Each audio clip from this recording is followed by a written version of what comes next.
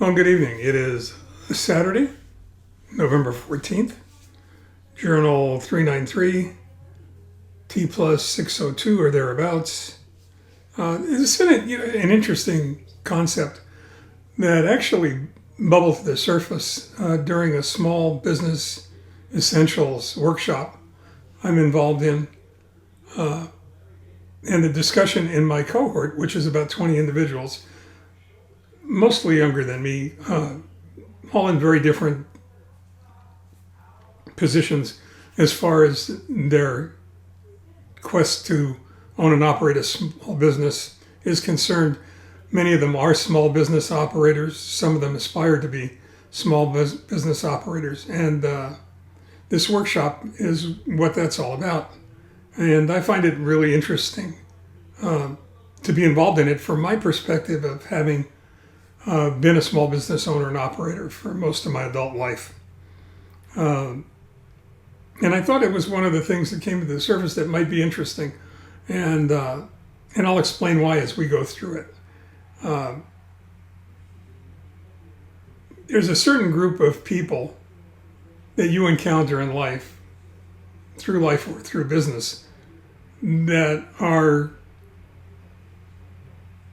not among those who will advance whatever it is your interests are or enrich your life in some way.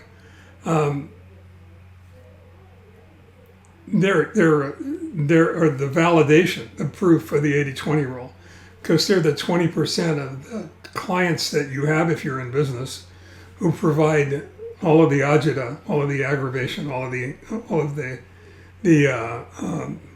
stress that small businesses can generate. They constantly demand more than they're willing to pay for, or than they're entitled to. They're rarely satisfied with anything that you do.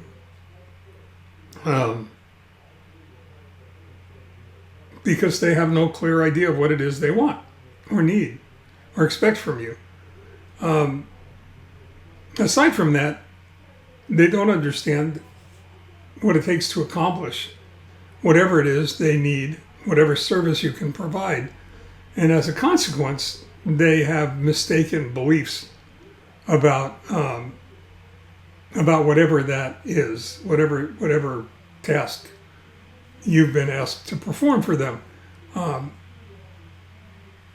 kid around about Schneider's Law all the time. Schneider's Law is when I was in business, and one of Schneider's laws is that people who contract you to do anything believe with a perfect faith that everything they ask you to do is going to be easier than it is. The corollaries to those laws are that not only will it be easier than it is, it will take less time and cost less money than it should. And that's rarely the case, if it ever is the case. And that holds true with personal relationships too, if you really think about it. There are many instances where people that enter your life manage to take all that you are willing to give them, offering little or nothing in return. So it makes sense that at some point you recognize that this group of people, especially if you're in business, are dangerous. And if you're not sure who they are, it would behoove you to just stop for a minute and watch the reaction of your team members, of your associates, of your employees, when different customers walk in the door. In some instances, you'll see them become energized and smile and engaged. And in others, you'll see and feel the energy just sucked right out of the room. And when that happens, it's dangerous. Shoulders droop, smiles disappear. This air of desperation fills the room, and it's dangerous. So you have to recognize that at some point it's far more productive to shave the bottom portion of your client base off, to send them elsewhere, to suggest that perhaps they'd be happier somewhere else, perhaps with a client or a different customer. sending them to another shop, perhaps a competitor. Sometimes it's not a gift. Sometimes it's a dangerous trap. But in any case, sometimes you'll find that it's better to get rid of that 20% of your client base so that you can make room at the top for more and better clients. And that's what you really should be doing is searching for more and better clients. Now, if we're talking about your personal life, then it becomes really critically important for you to recognize that these individuals are out there and they'll suck the life out of your relationship if you let them. And sometimes it's better to just abandon them and abandon those relationships. You can't necessarily send them to a competitor, but depending on how honest you want to be about what's going on, you can either ignore them and move on, or you can tell them that you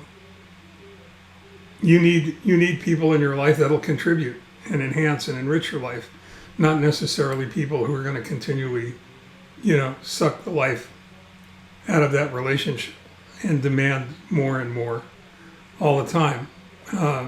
This is something I know a little bit about after 74 years on the planet and 52 years in business. It's better to go ahead and shave that bottom 10% off, 20% off, than it is to turn yourself inside out trying to placate the miserable and the misanthropic. And to that, I offer this if you're in business. We fired a customer early in the 80s who was impossible, never satisfied with anything that we did. It got to the point where when we were tuning his van, we actually left it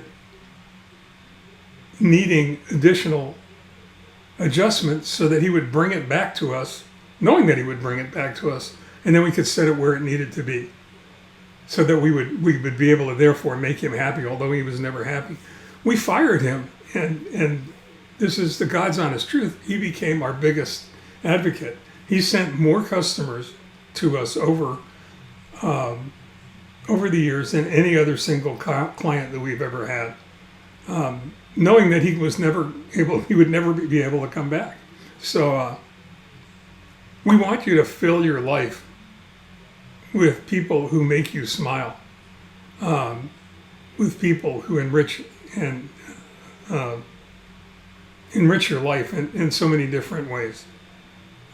If you're able to do that, you will be much more successful in life and in business than if you allow energy vampires to come into your life and suck the lifeblood of your business out. That's what I got to say about that. Think about it for a while. I think you'll find it an interesting concept. Think about the people in your life who contribute to making it better and richer, who care probably as much about you as they care about themselves. And then think about the other people who are demanding and needy, and where you want to spend your time and your energy, where you're going to get the best return on your investment, what's going to make you happier. In the meantime, stay well, stay safe, stay strong, stay focused. Take care.